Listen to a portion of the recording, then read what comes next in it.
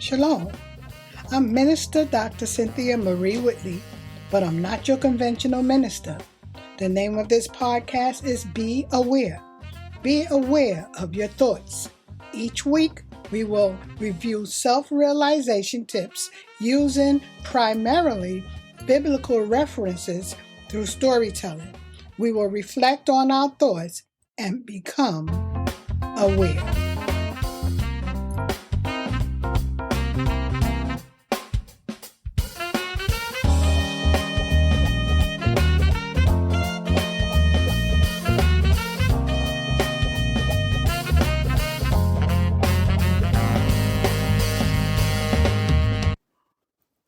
I can breathe. As a man thinking in his heart, so is he. Proverbs 23:7. Everyone, everywhere has the right to state their feelings. In fact, stating your feeling is more powerful than complaining about what incidents occurred that led up to you saying you felt a certain way. Think about it. A constant reiteration of the events can become a boring or exciting story based on what stimulates you. But to what avail? It is okay to state for a period of time how the event made you feel. Be careful, though. It's not how someone else made you feel, but how you felt as a result of the incident. In podcast 35, we mentioned a quote by Howard Thurman that said, "No external force, however great and overwhelming, can at long last destroy a people if it does not first win the victory of the spirit within them."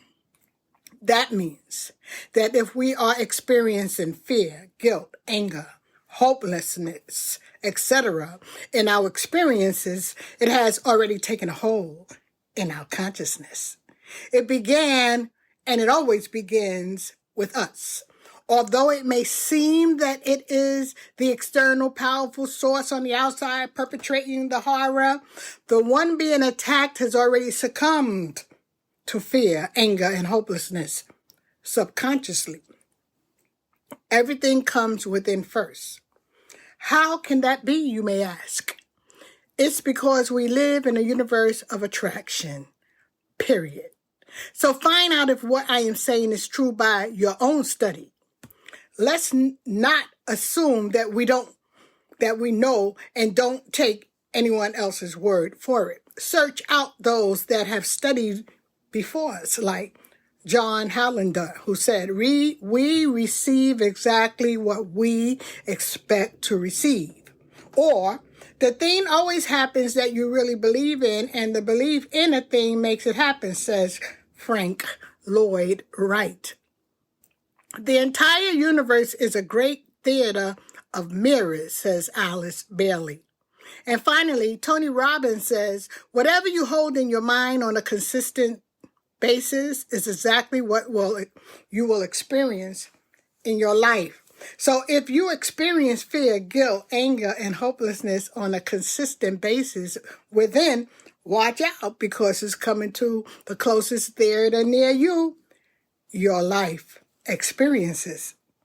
To the trained healer, they know that a certain amount of comfort will be felt by the one who has been affected as they seek understanding.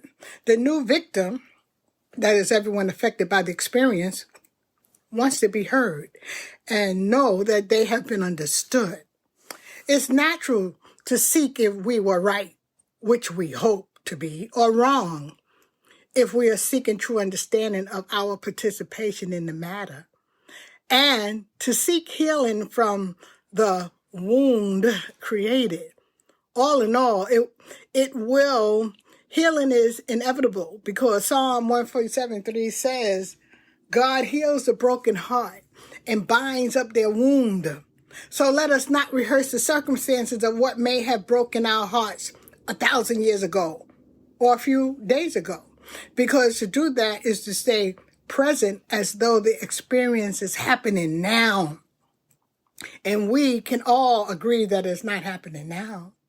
When we keep rehearsing the old incident, the happenings have a hold on us. It's as though we are sitting in a whirlwind of confusion. If fear was present, the acronym for fear being false evidence appearing real says it all. The evidence is no longer happening. So now, understanding this allows us to let the event go. So again, acknowledge how you felt during the experience as many times as you need to until you understand that it is not happening now. Next, remember that God heals the broken heart, and then move on and create anew. Peace. Shalom. Where my tribe at? Where my people at? I've been a storyteller all my life. I love telling stories, but I come now equipped with information, with self-help information from my study of more than 40 years.